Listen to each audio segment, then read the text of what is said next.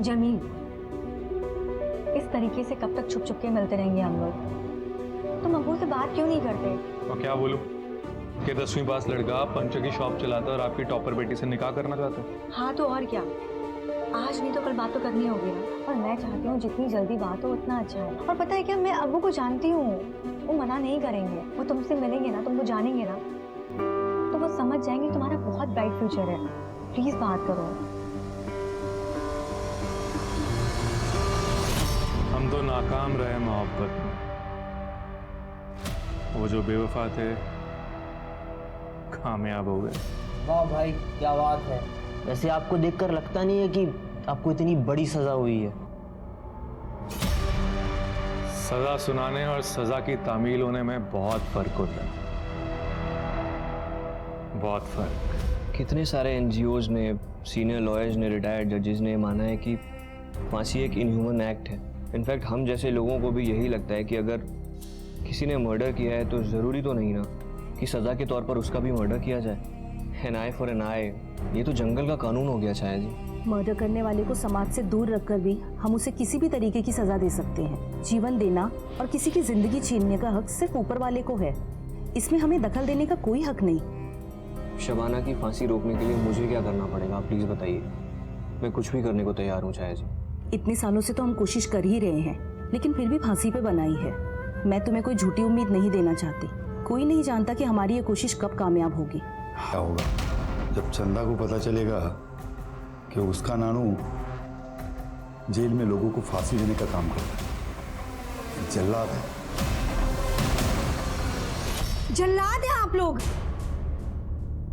ये तो वही मुर्गा था ना, वो काला सुनहरा लाल रंग का। मैंने अपने हाथों से दाना खिला के बड़ा किया था और आप लोग ने उसे। बड़ा ही टेस्टी मुर्गा था अम्मी जान, जिस तरीके से आपने इसको भूना है ना। अब मैं नहीं खाऊंगी। नहीं अब्बू, अब्बू आपको पता है ना मुझे खून से कितनी नफरत है। खाइए आप लोग, जा रही हूँ। अब शब्बू बेटा सुन तो।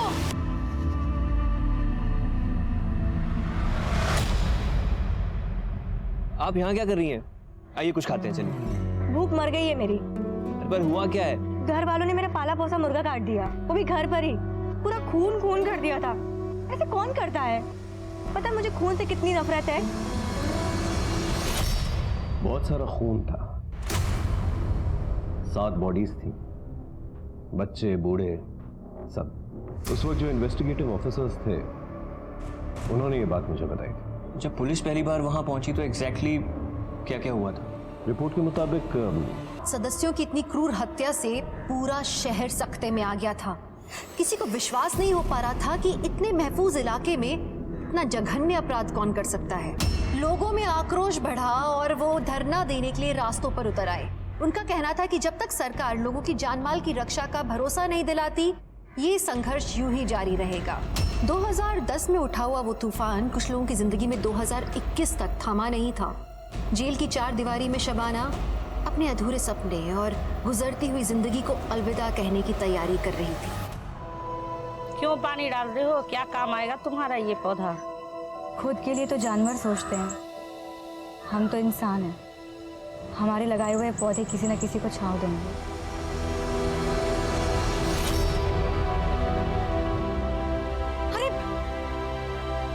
अरे कोई पानी लाओ। हीट स्ट्रोक आया हुआ है, पानी कोई नहीं पिलाएगा। अंदर लेके चलिए, डॉक्टर को फोन कीजिए आप लोग जल्दी।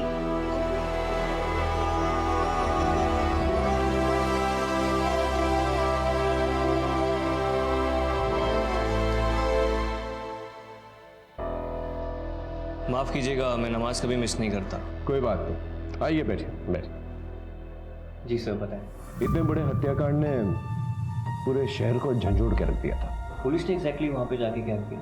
उस वक्त जो इन्वेस्टिगेटिव ऑफिसर थे वो सबूत इकट्ठा करने की कोशिश कर ही रहे थे, लेकिन मीडिया और अखबार वालों ने ऐसा बड़ा बखेड़ा खड़ा किया कि क्या बता। पूरे प्रदेश का दिल दहला देने वाला हत्याकांड इसी घर में किया गया है। इस घर की 4 दीवारी के अंदर एक ही परिवार के 7 मासूमों की बेरहमी से हत्या कर दी गई है। अब सवाल ये उठता है कि उन अपराधियों को पुलिस अब तक पकड़ क्यों नहीं रही है? क्या इस शहर की जनता ऐसी ही डर डर कर जीती रहेगी? आखिर सरकार कर क्या रही है? बेटा जी बहुत बुरा हुआ, लेकिन आप परेशान मत होइए, ये सरकार आपके साथ है और हमेशा रहेगी। बस आप अपना ध्यान रखिए।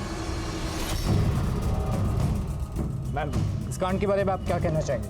हम इसकी सही जांच करवाएंगे और कातिल को ढूंढ के कड़ी से कड़ी सजा दिलवाएंगे। हमारी आप लोगों से एक अपील है कि विरोधी पार्टी के बहकाव में ना आए। इस केस की इन्वेस्टिगेशन ऑफिसर कौन है? जय हिंद मैम। कहाँ तक चली आपकी इन्वेस्टिगेशन? मैडम जांच चल रही है, बहुत जल्दी आपको रिस्पांस मिलेगा। 7 लोगों को काट के मार दिया गया और आपकी इन्वेस्टिगेशन चल रही है, ये नहीं चलेगा।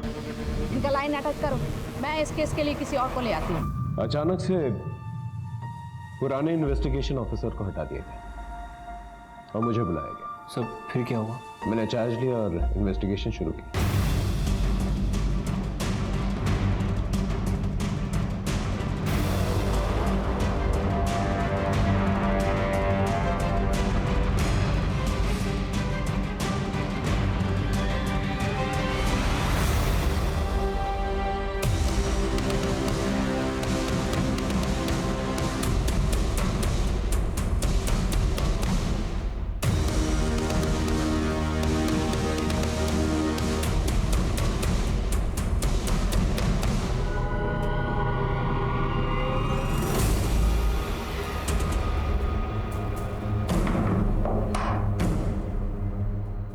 वारदात के वक्त जब आप लोग आए थे तो ये दरवाजा खुला था या बंद?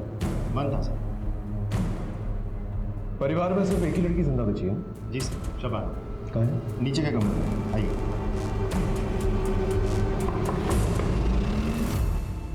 जी सर। सर को शबाना से बात करनी है। सर, बच्ची अभी भी सदमे में है, ऊपर से आप सवाल जवाब करेंगे और परेशान हो जाएंगे। क्या फिर से दौरे वोरे नहीं पड़ जाए सर? देखिए, आपकी बात समझ रहा हूँ मैं, लेकिन उनसे बातचीत तो हमें करनी पड़ेगी। एक्सक्यूज मी, देखिए पहले ही लोग आक्रोश में हैं, ऊपर से आप जबरदस्ती सवाल जवाब करके बच्ची को प्रताड़ित मत कीजिए। सामाजिक सरोकार और शांति बनाए रखने के लिए यहाँ का तहसीलदार होने के नाते हम आपको ये इजाज़त नहीं दे सकते। ये वॉल तकरीबन 12 से 14 फीट की होगी। और कोई तरीका है जहाँ से चढ़ा जा सके ऊपर? यहाँ सर इस तरफ तो कुछ नहीं है, पीछे की तरफ पाइप है।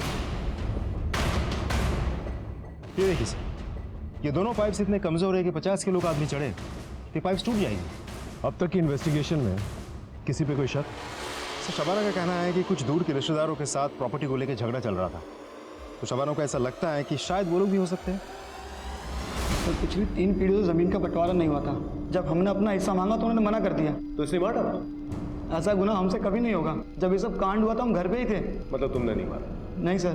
किसी और से मरवाया सुपारी देके? नहीं सर, हम इतने गिरे हुए नहीं हैं कि जमीन के लिए किसी को मार दें।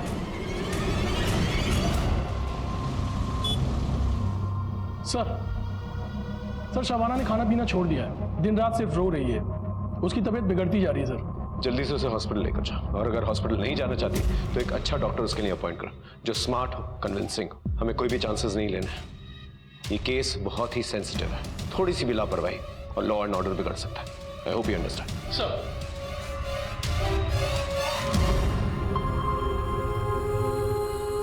बहुत कमजोरी आ गई है। कुछ खाया? नहीं डॉक्टर।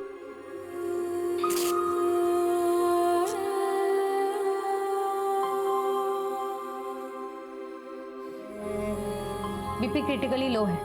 ज्यादा बीपी लो हुआ तो ब्रेन पे परमानेंट डैमेज आ सकता है। तुरंत हॉस्पिटल लेकर जाना पड़ेगा। चलो शबाना उठो।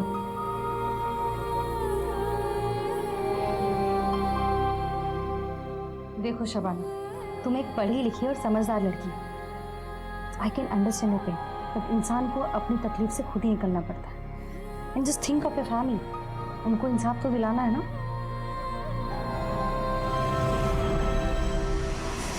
शबाना के अम्मी अबू क्या करते थे? अब्बू कॉलेज में रजिस्ट्रार थे सर, और अम्मी घर संभालते थे। और ये बाकी लोग?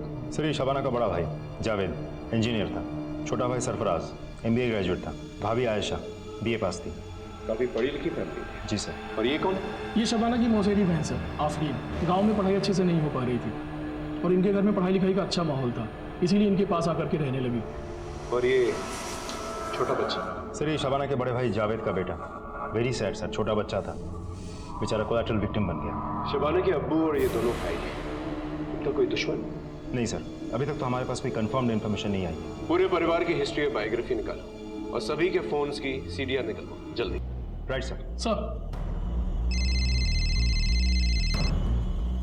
जय हिंद मैडम। लोगों का प्रेशर बढ़ता जा रहा है। चक्का जाम, धरना प्रदर्शन, सब नाटक शुरू हो गया है। अगर जल्द से जल्द कातिल पकड़ा नहीं गया ना, तो हमारे सरकार एंड लॉ एंड ऑर्डर के लिए बहुत बड़ी प्रॉब्लम खड़ी हो जाएगी। मैम हम पूरी कोशिश करें। कोशिश से काम नहीं चलेगा, मुझे रिजल्ट चाहिए। मैं कल पीड़ित परिवार लड़की सवाना को 5 लाख कॉम्पेंसेशन देने जा रही हूँ। 24 घंटा है तुम्हारे पास, कातिल को ढूंढ निकालो। मैं कल प्रेस कॉन्फ्रेंस में दोनों न्यूज साथ में देना चाहती हूँ। I'll do my best, ma'am.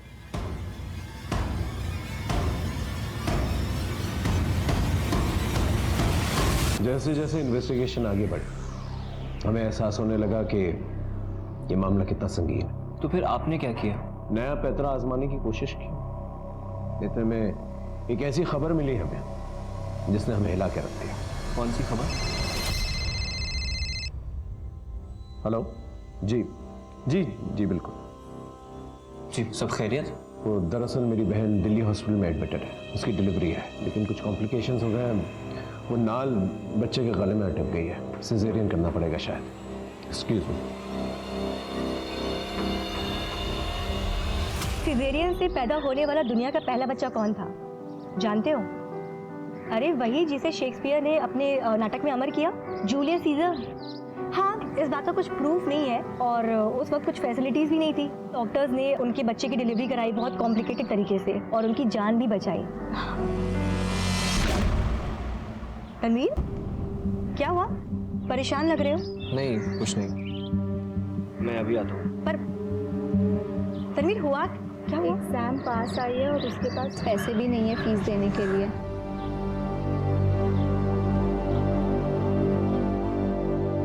अरे शब्बो बेटा, जी आ गई? हाँ।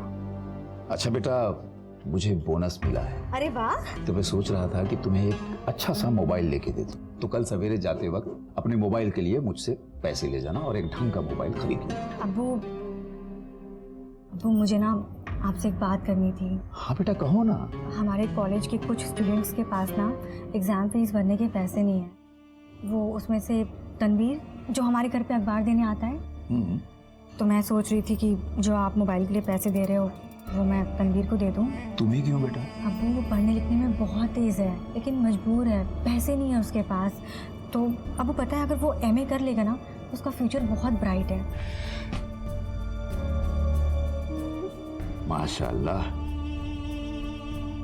कल सवेरे जाते वक्त अपने मोबाइल के लिए और उस लड़की की फीस के लिए पैसे लेके जाना मत। हाँ, दोनों के लिए। अब्बू, ये आपसे लाड़ी खाती रहेगी या कुछ ढंग का भी करेगी? कर रही हूँ ना, एमए, मास्टर्स, अब वो बताओ बीएड और फिर टीचर। बस टीचर की ही दुहाई देती रहेगी या अपनी शादी के बारे में भी सोचेगी? अम्मी, मैं आप पर बोझ हो गई हूँ क्या? अरे भाई, मैं कहता हूँ अगर वो अपने सपनों को पूरा करना चाहती है, टीचर बनना चाहती है, तो उसे करने दो। शादी ब्याह तो होता रहेगा। अब्बू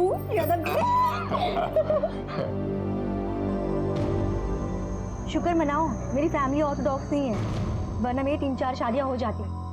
अच्छा बोलो, शादी कब कर रहे हो मुझसे? अरे जल्दी करूँगा, पहले थोड़े पैसे तो कमा लूँ और एक पंक्चर की दुकान से थोड़ा एक अच्छा सा गैराज बना लूँ, फिर खुद जाके तुम्हारे अब्बू से बड़े तहजीब से हाथ मांगूंगा।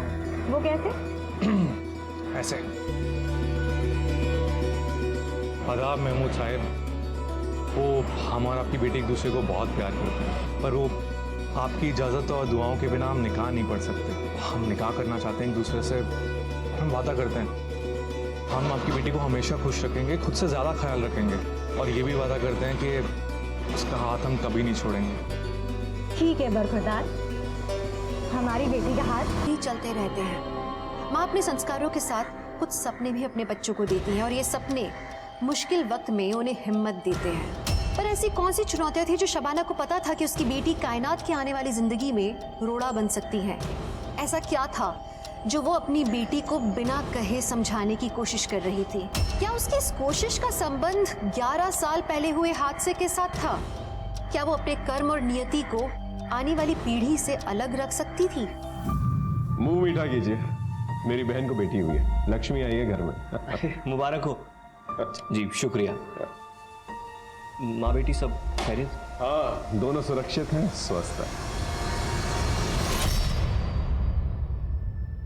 शबाना जी, मैं आपका दुख समझता हूँ, जो कुछ भी हुआ है बहुत गलत हुआ है, और यकीन मानिए हम अपराधियों को छोड़ेंगे नहीं। मेरा भरा पूरा परिवार खत्म हो गया सर। अब मैं किसके सहारे रहूंगी, क्या करूंगी मैं? हिम्मत तो आपको रखनी पड़ेगी शबाना जी।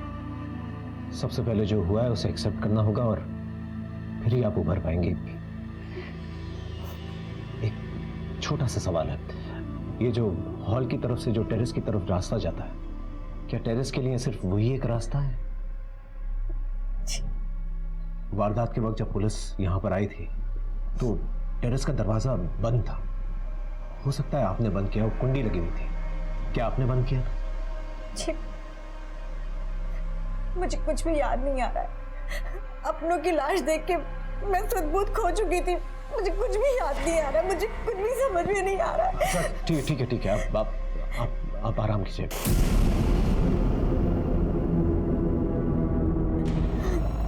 भी है, वो हमारे कॉलेज की एसेट है। उस पर जो बीत रही है ये सोचकर ही हमें बुरा लगता है। हमें विश्वास नहीं होता कि इतने अच्छे इंसान के साथ इतना बुरा कैसे हो सकता है। सर, शबाना के फैमिली मेंबर्स की पोस्टमार्टम रिपोर्ट आ गई है सर। रिपोर्ट के मुताबिक उन सभी लोगों की हत्या किसी धारदार चीज से गला काट कर की गई है। आखिर ये कातिल चाहता क्या था? एक ही परिवार के इतने सारे लोगों को उसने एक साथ मार डाला। हो सकता है किसी बात का बदला लेना चाहता हूँ। सभी लोगों के गले पे जो निशान है, जो कट्स हैं, एक ही तरीके के, एक ही किस्म के हैं। जी सर। इसका मतलब एक ही हथियार यूज किया गया है। तो हो सकता है कि हथियारा भी एक ही हो। सर, ये भी तो हो सकता है कि मारा एक ने हो, लेकिन साथ में बहुत लोग आए थे। शबाना ने क्या कहा था? कितने लोगों को देखा था? सर, उसने कहा था शायद 2 से 3 लोग होंगे। एक बात समझ में नहीं आ रही है। सभी लोग जो है अपने अपने कमरों में सो रहे थे, लेकिन लाशें हॉल में मिली। किसी भी कमरे में खून के निशान नहीं मिले। इसका मतलब हॉल में ले जाकर उन्हें मारा गया है। या तो बहला फुसला के उन्हें हॉल में लेकर गए हैं या फिर जबरदस्ती, क्योंकि नींद में चलकर पूरा परिवार हॉल में तो आएगा नहीं। लेडी मैकबेथ को ना नींद में चलने की आदत थी, और वो नींद में चलते चलते लोगों की फीस भर दिया करती थी। Thank you so much. आपने जो इस गरीब पर एहसान दिखाया है वो मैं जिंदगी भर नहीं चुका पाऊंगा। तनवीर, शुक्रिया मेरा नहीं, उस अल्लाह का करो। और मुझे बहुत खुशी होगी अगर तुम पढ़ लिख करके अपनी जिंदगी संवारोगे, और साथ ही साथ नए बच्चों को उनकी जिंदगी संवारने का। कि तुम शबाना के लिए इतना क्यों कर रहे हो? मेरी बेबी मुझ पर बहुत ट्रस्ट करती है, और उतना ही ट्रस्ट मैं शबाना पर करता हूँ, क्योंकि वो भी एक दौर था जब शबाना ने मुझ पर ट्रस्ट किया था, मुझ पर भरोसा दिखाया था और मेरी पढ़ाई कंप्लीट कराई थी।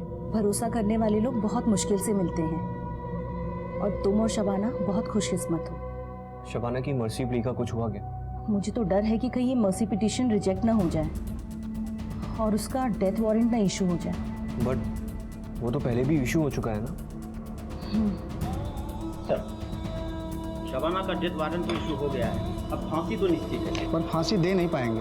पर क्यों सर? क्योंकि डेथ वारंट में ना तो फांसी की डेट लिखी है और ना ही समय।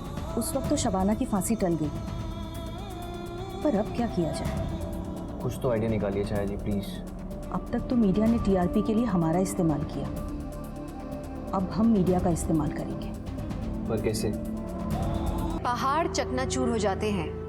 अपनी बेगुनाही पे इसी तरह से विश्वास रखते हुए शबाना ने 11 साल जेल में काट लिए थे, पर उसकी हिम्मत अब तक नहीं टूटी थी। जेल के बाहर रहकर भी यातनाएं सहने वाले तनवीर में शबाना की बेगुनाही को लेकर विश्वास अभी तक कायम था। कहां से आती है इतनी हिम्मत? सच्चाई से, मासूमियत से। अब सवाल ये उठता है कि जिस तरह के समाज की संरचना हमने की है, उसमें सुरक्षित रहने के लिए सिर्फ सच्चाई और मासूमियत काफी है? शबाना, कायनात और तनवीर, इन तीनों का क्या होने वाला था? ऐसा क्या घटने वाला था कि आगे का पूरा समीकरण ही बदलने वाला था? कायनात सो गई क्या? ठीक है, हाँ एक मीटिंग में हूँ, यहाँ से सीधा घर ही आऊँगा। ठीक। सर, आप बता रहे थे कि आपको कोई खबर मिली थी जिसने आपको हैरान कर दिया था। मुझे डॉक्टर सीमा, जो उस वक्त शबनम की देखभाल कर रही थी, उसने ऐसी खबर दी जिससे मेरे पैरों तले की जमीन खिसक गई। Are you sure?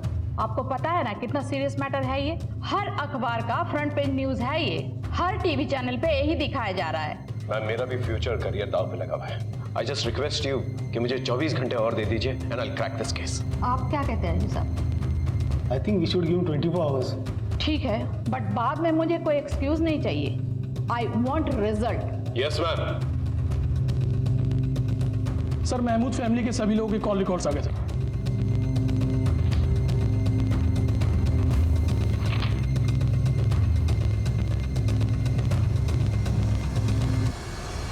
Good morning sir. Good morning sir. चाय पी लीजिए। अरे तुम लोग अब तक घर नहीं गए? वो क्या है ना सर, आप काम कर रहे थे तो हम सब भी रुक गए। हम सब अपने अपने तरीके से इस केस के बारे में और इन्फॉर्मेशन निकालने की कोशिश कर रहे थे। वैसे सर इनके कॉल रिकॉर्ड से कुछ क्लू मिला क्या? शबाना के कॉल रिकॉर्ड से ये पता चला है कि पिछले 6 महीनों में कम से कम 700 या 800 बार उसे एक ही नंबर पे फोन कॉल्स किए और नंबर जमील का है। इनफैक्ट मर्डर की रात को 50 या 55 बार उसने जमील को फोन किया। मर्डर के बाद भी? एग्जैक्टली यही बात मुझे भी खटकी थी कि शबाना ने जमील को क्यों फोन किया, पुलिस को फोन क्यों नहीं किया। इनफैक्ट पड़ोसियों ने फोन करके पुलिस को बुलवाया। इस जमील का पूरा कच्चा चिट्टा निकाला और कॉल रिकॉर्ड्स भी जल्दी से। 24 घंटों में 7 घंटे ऑलरेडी निकल चुके। Right sir. सर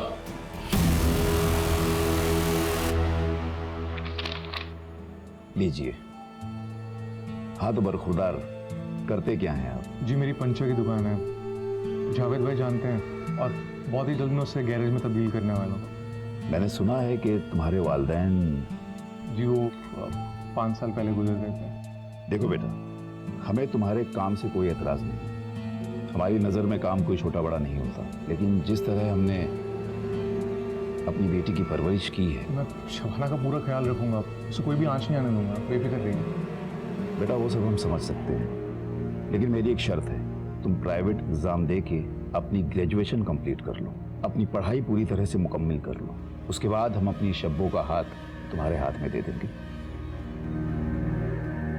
ठीक, काम अच्छे से जमा लूंगा, पढ़ाई की क्या ज़रूरत है? बेटा पढ़ाई लिखाई से इंसान में तहजीब आती है, घर परिवार का माहौल अच्छा बना रहता है और आने वाली नस्लों पर इसका बहुत गहरा असर पड़ता है। जिस दिन तुम अपनी पढ़ाई मुकम्मल कर लोगे, हम अपनी बेटी का हाथ तुम्हारे हाथ में दे देंगे। जी मैं आपसे वादा करता हूँ कि जब तक मैं अपनी पढ़ाई पूरी नहीं करूँगा, मैं शबाना से निकाह नहीं पढ़ूंगा, और निकाह के बाद उसे हमेशा खुश रखूंगा। तो मैं भी अपने सारे कुनबे के सामने तुमसे वादा कर रहा हूँ कि जिस दिन तुम्हारी पढ़ाई मुकम्मल हो गई, ग्रेजुएशन तुमने पूरा कर लिया, तुम्हारे साथ अपनी शब्बों का निकाह पढ़वा दूंगा।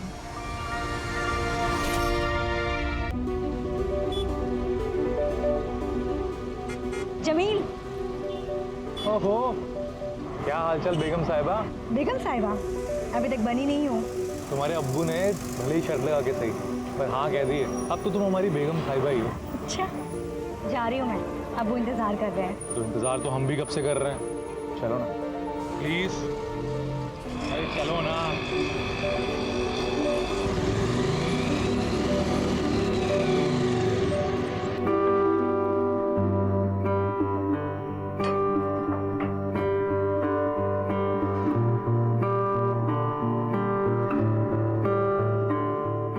ये सब शादी के बाद, अभी नहीं। मुझसे तो राय नहीं जा रहे, तुझसे रा जा रहे।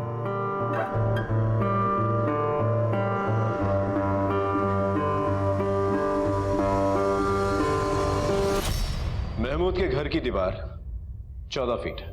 आसपास ना ही कोई रस्सी मिली है हमें और ना ही कोई सीढ़ी जिससे छत पर पहुंचा जा सके, और घर का दरवाजा अंदर से बंद था।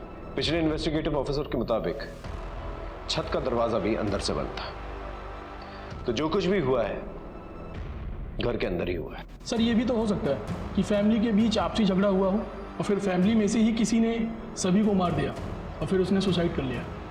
अगर ऐसा हुआ होता तो मर्डर वेपन हमें वहां पर मिला। हमें ना ही मर्डर वेपन वहां पर मिला और ना ही कोई स्ट्रगलिंग के साइंस।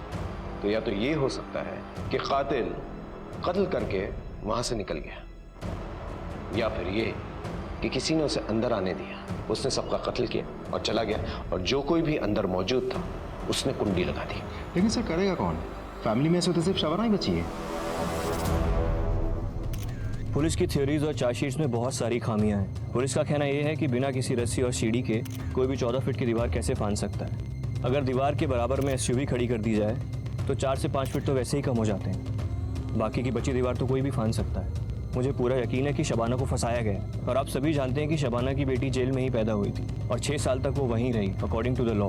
लेकिन जब उसे फॉस्टर होम ले जाया जा रहा था तो शबाना ने एक ही प्लेन दाखिल की थी जिसमें उसने कहा था कि जिसने उसके परिवार वालों को मारा है उससे उसकी बेटी को भी खतरा है। और सबसे अहम सवाल ये कि जमील और शबाना दोनों को ही गुनहगार माना गया है, तो सबसे पहले शबाना को फांसी क्यों?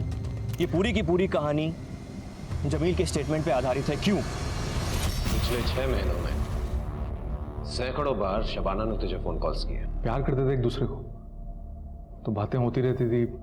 हालांकि घर वालों को ये मालूम था सब कुछ। उन लोगों ने तो हमारा निकाह भी तय कर दिया था। शबाना के पूरे परिवार की हत्या हो जाने के बाद भी शबाना ने तुझे फोन किया था। एग्जैक्ट तो मुझे याद नहीं है, पर बात हमारी होती थी। मर्डर के वक्त के फोन कॉल की बात कर रहे हैं, कि कैजुअल फोन कॉल्स की नहीं। सो याद आया, मर्डर वाली रात तो हमारी बात ही नहीं हुई थी, उसका फोन ही नहीं आया मुझे। बात ही नहीं था। याद आया? ये तेरे कॉल रिकॉर्ड्स। इसके मुताबिक मर्डर के वक्त और मर्डर के बाद शबाना ने तुझे फोन कॉल्स किए और तेरे मोबाइल लोकेशन शबाना के घर के पास ही था। अब सच बोलेगा या और मार खाएगा? मैं सच बता रहा हूँ, कोई बात नहीं हुई थी सर। मेरा यकीन कीजिए, मेरी बात हुई थी तो मैं बताता सर आपको। अच्छा, तुझे ये तो पता होगा कि शबाना प्रेग्नेंट, उसके पेट में किसका बच्चा है? शबाना प्रेग्नेंट है? क्या बोल रहे हैं सर आप? चल ठीक है, डीएनए टेस्ट से पता चल ही जाएगा। तब तक इसकी अच्छी तरह से खातिरदारी करो, इलाज करो इसका।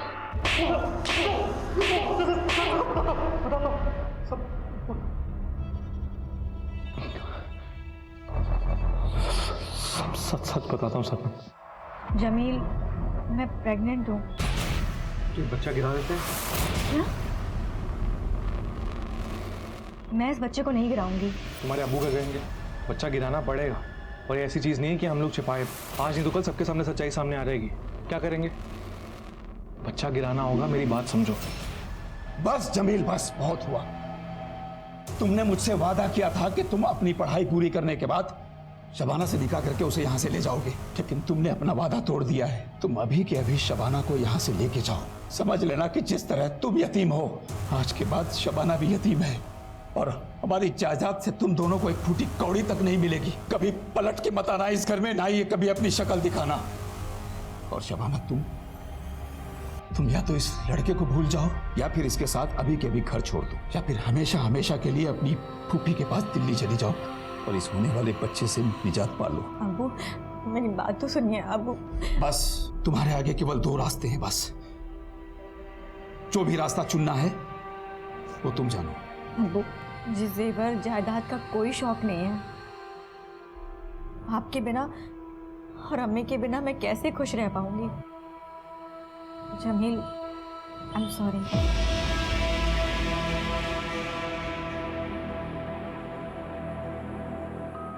अब्बू, माफ कर दीजिए मुझे।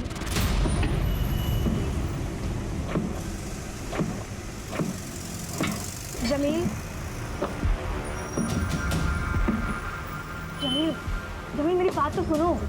मुझे समझने की कोशिश करो। मुझे अब्बू के सामने वो सब कहना पड़ा क्योंकि अब्बू जायदाद से बेदखल कर देते हैं। जमील, मैं इस बच्चे को जन्म देना चाहती हूँ, अच्छी जिंदगी देना चाहती हूँ। मुझे गरीबी में नहीं जीना है।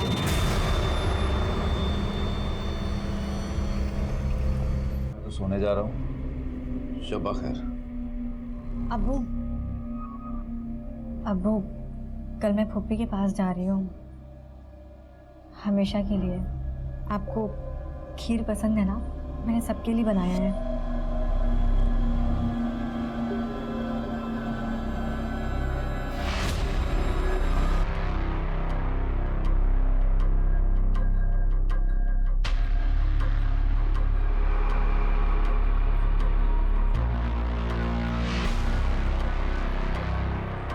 अम्मी,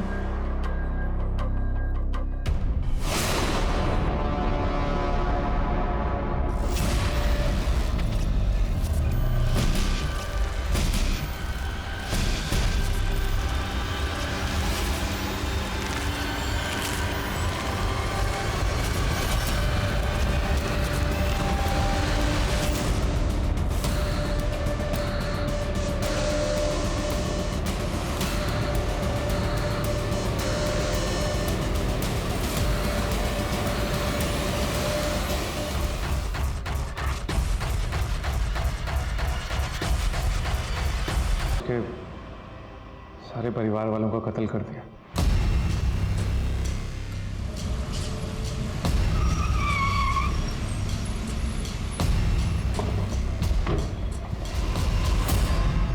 शबाना, यू अंडर अरेस्ट। चलो थाने। पर क्यों? मैंने क्या किया है? तुमने अपने बॉयफ्रेंड जमील के साथ मिलकर पूरे परिवार की हत्या की है। झूठ है ये, मुझे फंसाया जा रहा है। झूठ क्या है, सच क्या है, अदालत डिसाइड करेगी। लेके चलो इसे। ले चलिए। सर मुझे फंसाया जा रहा है, मेरी बात तो सुनिए। चलिए। मैं नहीं जाऊंगी। चलिए। बिठाओ इसे। मेरी बात तो सुनिए। ये अदालत शबाना और जमील को शबाना के परिवार के 7 सदस्यों के कत्ल का अपराधी मानती है और दोनों को फांसी की सजा सुनाती है। Both are to be hang till death.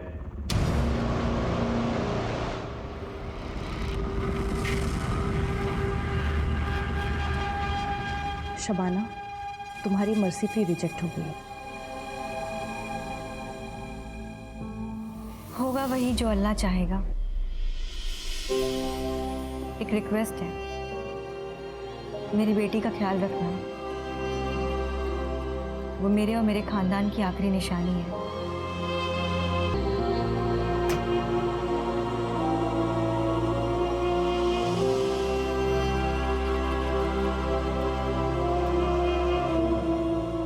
Okay sir, तो मैं फांसी की तैयारी कर लूं।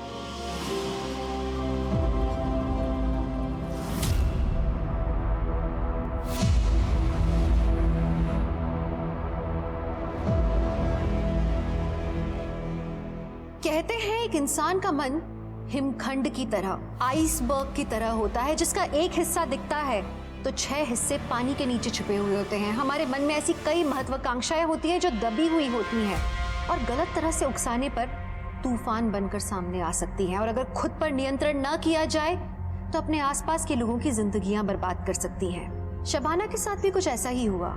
वो अपने परिवार से बेइंतहा मोहब्बत करती थी, लेकिन प्रॉपर्टी की लालसा और अपने प्रेमी के प्रति आकर्षण उस पर भारी पड़ा और उसने निर्ममता से अपने पूरे परिवार की हत्या कर दी। सोचिए, अपने परिवार को खत्म करने का निर्णय लेने से लेके अंजाम देने के बीच में अगर शबाना सूझबूझ से काम लेती, समझदारी से काम लेती, तो एक अच्छी इंसान कहलाई जाने वाली शबाना एक कातिल नहीं बनती। वो अपने बेटी होने के नाम पर एक बदनुमा दाग नहीं बनती। जरा सी नैतिक निर्णय में चूक और इंसान को जानवर बनने में देर नहीं लगती।